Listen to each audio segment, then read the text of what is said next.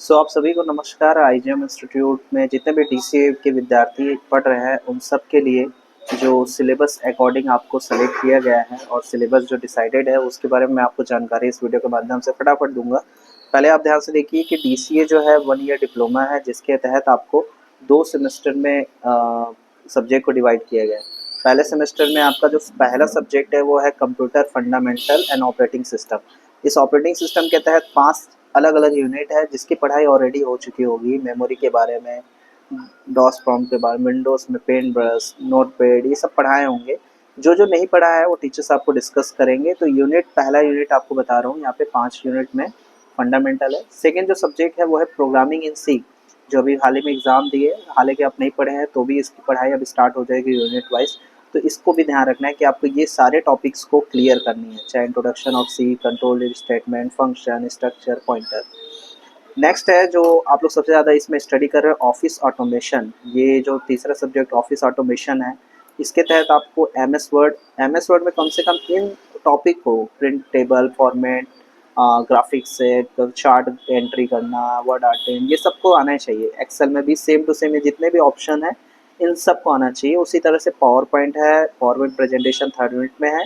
और डीबीएमएस मतलब MS access है। और उसके बाद ये इंटरनेट का इस्तेमाल करने के लिए आप लोग जो यूज़ करते हैं वो स्क्रीन मैग्नीफायर, छोटे छोटे टूल्स है, वो सब के बारे में आपको यहाँ दिया गया है।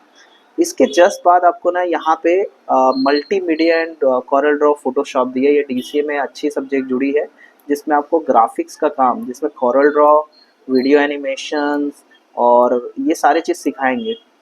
तो कॉरल ड्रॉ आपको बेसिक इस यूनिट से सीखना है। तो डीसीए के बच्चों को ये बढ़िया से एक सब्जेक्ट है। फिर आपके जो नेक्स्ट पेज जैसे जाते हैं 9वां पेज में, तो आपको ये प्रोग्राम का लिस्ट दिया है।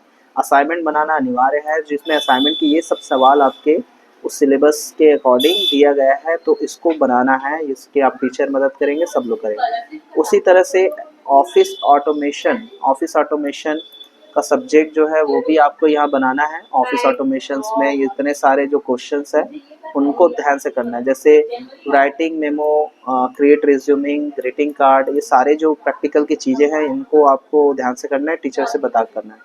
अब आती है सेकंड सेमेस्टर जिसकी पढ़ाई अब से स्टार्ट होगी कुछ महीनों के बाद, जब ये सब हो जाएगा। तो आपके सब्जेक्ट में है वेब टेक्नोलॉजी। वेब टेक्नोलॉजी जिसमें आपको ये सारे चीज़ दिया गया है। वेब टेक्नोलॉजी में ये HTML बेसिक अगर बात करें तो वो सीखेंगे।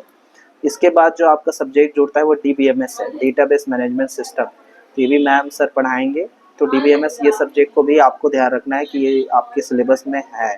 और इसके बाद जो अहम चीज़ है इस यूनिट में आपको बताया गया है, एक सब्जेक्ट ऐसा टैली।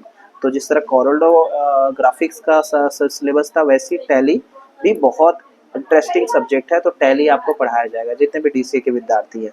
तो टैली के 5 यूनिट है, इसको अच्छे से करना है। अब इसके बाद जो आपको ऊपर में जो मल्टीमीडिया एंड कोरल ड्रॉ दिखा था, ये एक्चुअल में SEC है, स्किल इन्हेंसमेंट। ये सब्जेक्ट है सेकेंड यूनिट में। जैसे मैंने बताऊँ कि आपको ये सब्जेक्ट यहाँ पे भी दिखा गया था।